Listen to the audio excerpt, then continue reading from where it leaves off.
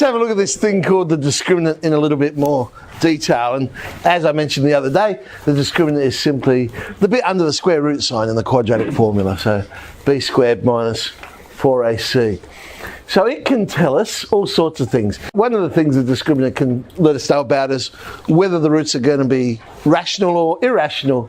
Because if the discriminant is a perfect square, then we know it would be rational because we can find the square root of that. But if it's not a perfect square, then we know the roots are irrational. Mentioned this idea the other day. If the discriminant is greater than 0, then we know we're going to get two different real roots. Now, what we said the other day was it means it cut the x-axis twice. But if you're talking about the number of roots, you've got two of them, and we know they're going to be different because you've got plus or minus the square root of the discriminant. Now, equals 0, you still have two roots. You might only have one solution to the equation, but a quadratic always has two roots. It's just that they're the same. So there's two equal real roots.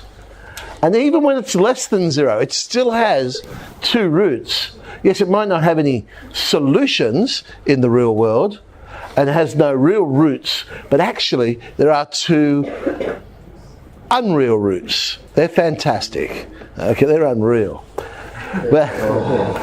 Sometimes we call them imaginary roots, but theoretically they are also two. Now, in extension 1 we say, well, there's no real roots.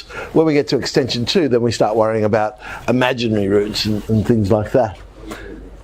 Okay. As I was just saying, if discriminant is a perfect square, that's when we know the roots are going to be rational. So we can now describe the roots in a lot of detail without actually finding them. So 3x squared plus 5x plus 9 equals 0. If I find the discriminant, it's negative 83, which means, oh, well, that one's a little bit boring because there's no real roots. A bit hard to describe them if there's none of them. So that's the best we can say for this one. No real roots. This one's a bit more interesting. 2x squared plus 6x minus 3. Discriminant is 60. So there's lots of things we can say about these roots. There are two. They are different. They are real. They are irrational. So we have two different real irrational roots. Okay, so two, because there's always two. Real, because it's positive. Irrational, because it's not a perfect square. So now we're going to find the value of k so that this particular equation has equal roots. Equal roots. And the condition for equal roots, and that's how we should set our solution out. We say, well, this is the condition I'm looking for. I know that equal roots will occur when the discriminant is equal to 0. So we will go and solve that. b squared minus 4ac, so 6 squared minus 4k gives me the solution k equals 9. So when k equals 9, they would have equal roots. I suppose another way you could have done that one is if discriminant was equal to 0, we know we would have a perfect square because we'd have one solution, and so you're looking for half the coefficient of x squared. You could have done it that way as well. What about if this one has fantastic roots, so unreal ones? If they're unreal, the condition is less than 0. So we have an inequation to solve this time. And we end up with k is greater than 2. So as long as k is greater than 2, we know that this will not have any real solutions. Has real roots. Well, the condition for real roots is greater than or equal. That's it. There's two conditions. Because notice I haven't specified whether they're going to be equal or different. Just real. So it's greater than or equal to. So we want to solve discriminant greater than or equal to. And that one comes down to be, oh, hang on, we've got a quadratic. K squared is less than or equal to a quarter. So k is in between minus half and half. So for what values of a is the line y equals ax a tangent to this circle? Hang on, that's a bit of a strange question here. Well, we've got to think about, if it's a tangent to a circle, what does that actually mean?